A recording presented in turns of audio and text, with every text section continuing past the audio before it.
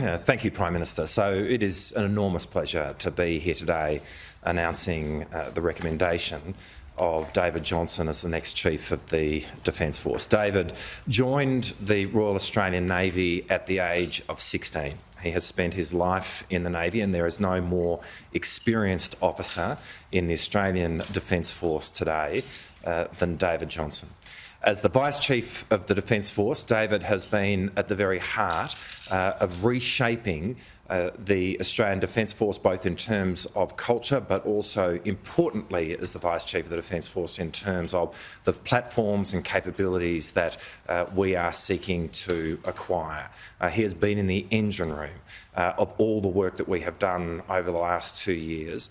And this is a moment where we need a safe pair of hands and deep experience to take our Defence Force forward, and there is no person who meets those qualities better than David Johnston. It is worth noting that with this appointment, David will ultimately be the person who has served longest at a rank of 3-star or above in the Australian Defence Force. It's also a real pleasure to be recommending Rob Chipman as the next Vice Chief of the Defence Force. Rob has served commendably as the Chief of Air Force over the last 2 years. Rob brings extensive experience in deployments and working with our closest allies to what will be a very important task as the Vice Chief of the Defence Force. There are a number of other appointments that we will be making at this time as part of this promotion round, which I'm keen to let you know about today. Steve Chappell will become the new Chief of Air Force. Steve is a deeply experienced fast jet pilot, again, who has worked extensively with our closest ally, the United States. Justin Jones will become the Head of Chief Operations, the Joint Operations.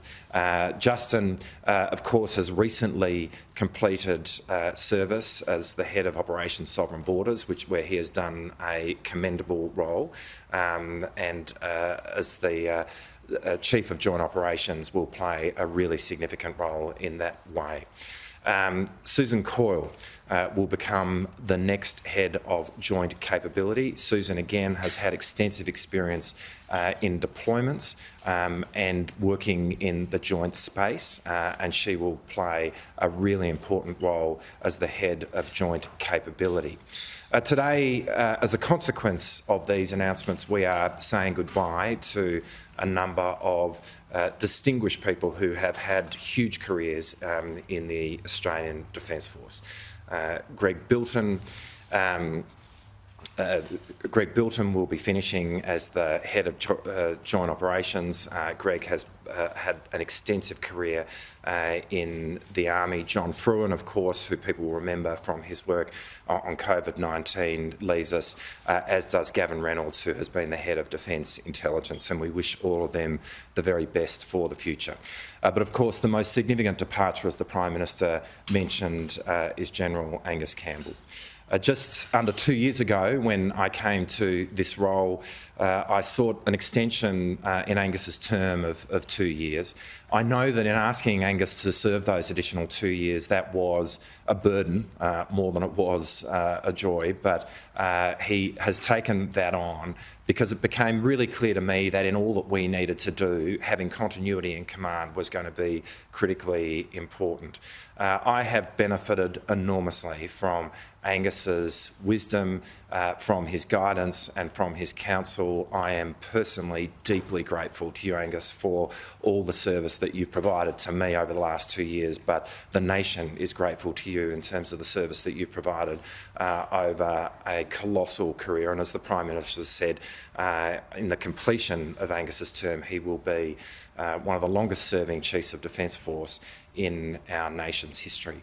At this time last year, there had never been a woman who had served at the level of a 3-star in the Australian Defence Force. As a result of this promotion round, as of July of this year, in Michelle McGuinness, in Natasha Fox and in Susan Coyle. There will now be 3 3-star rank officers in the Australian Defence Force. That's 3 of 10.